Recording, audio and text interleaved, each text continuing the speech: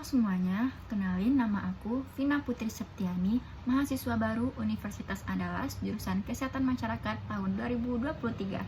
Aku berasal dari kelompok Bakti 30, Visual di BES. Maraknya pinjaman online ilegal. Teknologi pada saat ini telah berkembang dengan sangat pesat hampir di seluruh penjuru dunia.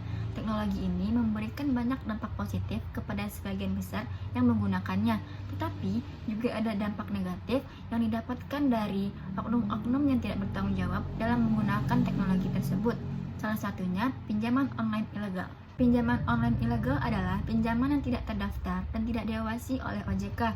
Pinjaman ini biasanya memiliki bunga yang lebih tinggi, kurang terjamin, sehingga memiliki risiko yang lebih besar. Apa saja sih faktor-faktor yang mempengaruhi seseorang untuk terlibat dalam pinjaman online ilegal? Pinjaman online ilegal dapat mempengaruhi seseorang akibat lemahnya regulasi baik dari sistem pengawasan, perilaku masyarakat yang konsumtif, serta penegakan hukum terhadap perusahaan yang curang.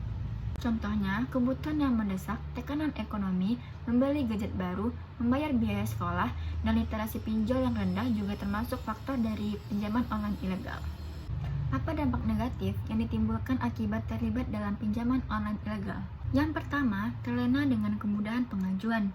Dengan proses pengajuan yang sangat mudah, dengan menggunakan gadget, kita sudah bisa mendapatkan dana yang kita butuhkan dari pinjaman online tersebut. Tetapi, dengan kemudahan ini, justru kita mudah terlena dan tidak mau berpikir panjang. Yang kedua, nilai bunga yang terlalu tinggi.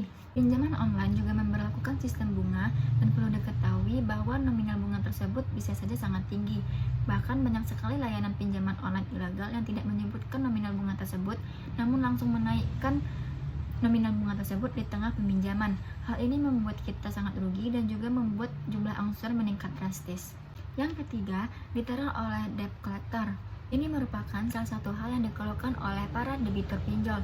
Banyak yang mengeluh karena terus diteror oleh debt collector. Hal ini membuat hidup kita menjadi tidak nyaman. Yang keempat, penyalahgunaan data pribadi. Calon debitur yang mengajukan pinjaman di layanan pinjaman online biasanya diminta untuk mengumpulkan data pribadinya. Layanan pinjol biasanya meminta kita untuk mengunggah swafoto sambil menunjukkan KTP. Artinya, data pribadi akan terlihat lebih jelas dan hal ini bisa saja disalahgunakan. Yang kelima, dapat merusak hubungan sosial.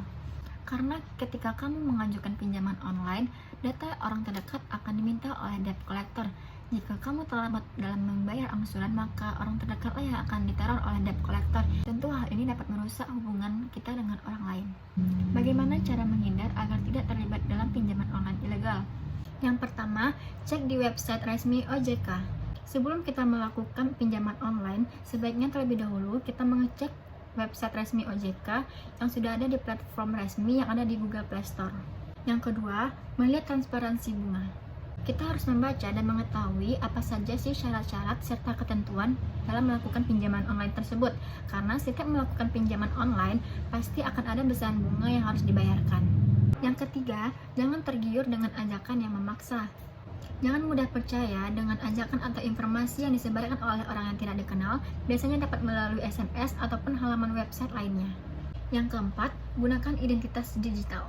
Karena memberikan perlindungan data pribadi yang hanya dapat diakses oleh orang-orang yang bersangkutan dengan keamanan yang sangat ketat, sehingga dapat menekan terjadinya risiko kejahatan. Baik, sekian dari aku. Mohon maaf apabila ada kesalahan kata. Assalamualaikum warahmatullahi wabarakatuh. See you guys!